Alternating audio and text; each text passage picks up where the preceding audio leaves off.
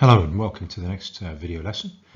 This one is on using mass spectra. It's quite a quick lesson because we've covered most of this material in the previous video. So as usual, let's just quickly cover off our learning outcomes for this video lesson. We want to be able to calculate relative atomic mass from isotopic abundance, like you might get on a mass spectrum. And we have to do that only for mononuclear ions. So that would be Li+, for example, would be a lithium ion with just one nucleus in that ion. Okay, so let's do that, and let's also know that mass spectrometry can be used to determine relative molecular mass, not just relative atomic mass. Okay, so calculating relative atomic mass. We did an example of this in the previous video, and I want to show you a similar example to the one that we did because I want to show you the difference between that and another sneaky trick that examiners might play.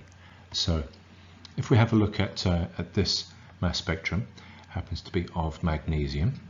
On the y-axis you can see that, as you might expect, we have percentage abundance, and 79% is 24 mass charge ratio, 10% 25 mass charge ratio, 26 mass charge ratio is 11%. So the first thing we want to remember is that our charges are always going to be 1+. They're not going to introduce 2+ ions on you.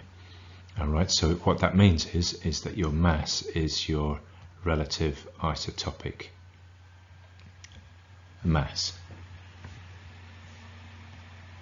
It's your relative isotopic mass. So for magnesium you have percent abundance. I'm just going to highlight percent with my red mark there because that's what you'd expect. And for completeness, let's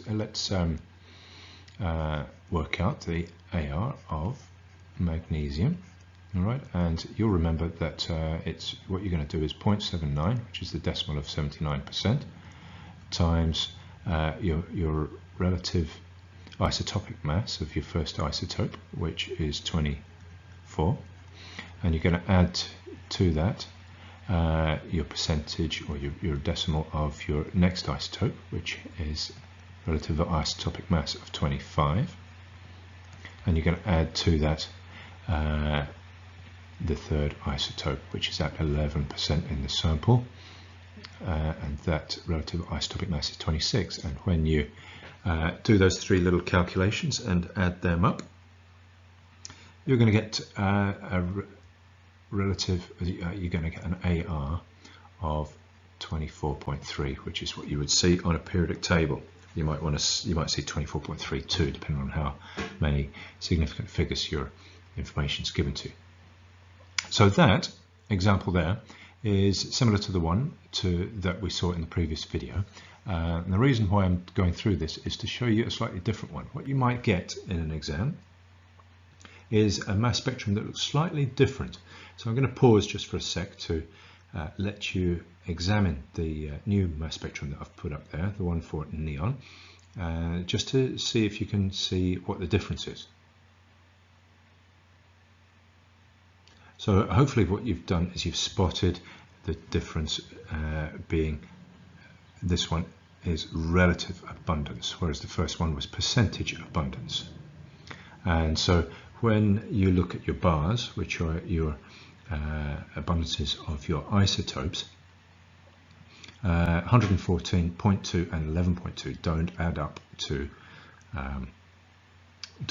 100. It's not a percentage. All right, so you have to go through a extra step, which in practice would really be done by the computer that's producing the mass spectrum. But for us who want to understand mass spectra, it's useful to go through this step. So what you would do to start with is work out the sum of all your abundances. And the sum of your abundances would just be your 114 plus your 0.2 plus your 11.2. and that, I think, comes to, let me just add it up, 114, 125, 125.4, I think. So that's 125.4. So if we were working out the AR of neon, we'd work it out with a slightly different technique. So what you would then do is you would get your fraction of neon that was the neon 20 isotope. Okay, so you would take 114 over 125.4 and you multiply that by the relative isotopic mass of that isotope, which would be 20.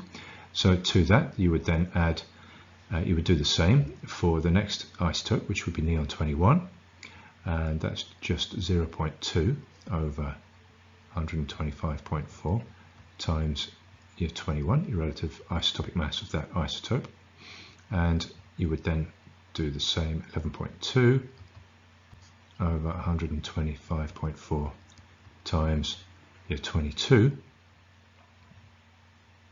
and so then what you would do is you'd just do those three little sums, add them up, and you would get a relative atomic mass of neon to be about 20.2. You can try that with your calculators just to make sure I've done it right.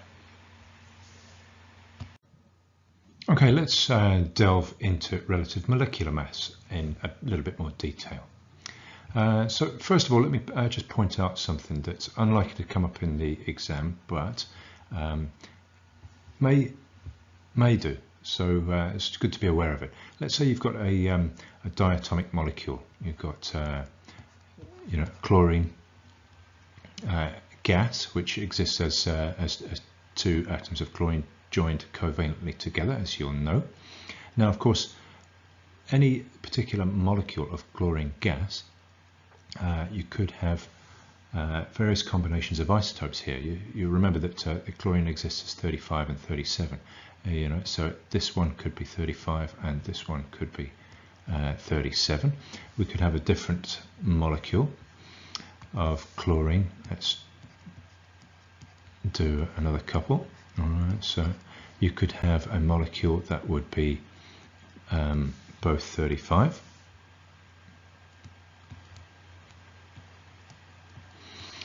or you could have a molecule that would be both 37. I think that's the only combinations you could have, because the 37-35 one the other way around would be just the same as the first one. So here you would have relative molecular mass of 72. This one would be 70 and this one would be 74. So if you put chlorine through a mass spectrometer and ionized them, so you'd knock an electron off and make each one of them a positively charged molecular ion. What you would find is you would get a mass spectrum where you would have, and the proportions are not important, but you would have three peaks, one at 70, one at 72, and one at 74. So I'm just making up the height of those peaks randomly, just to point out that for this one molecular ion, which would be Cl2 plus, you could get three peaks. So, however, that would be really sneaky of the examiners if they give you that, but it's worth just having in the back of your mind. I've never seen an exam question with that on it, but it's not impossible. So, that said, let's get rid of that and get back to relative molecular mass, at least the bits that are more likely to be in your exam. So firstly, let me just pose you a question. Let's say you've got a sample of an unknown alcohol, and you put it in a mass spectrometer, analysed it, and you found out that the mass to charge ratio was, let's say it was 46.0, and you wanted to know what alcohol that was. Well then, once your mass spectrometer has told you that the MR, so this, let me just backtrack a little bit.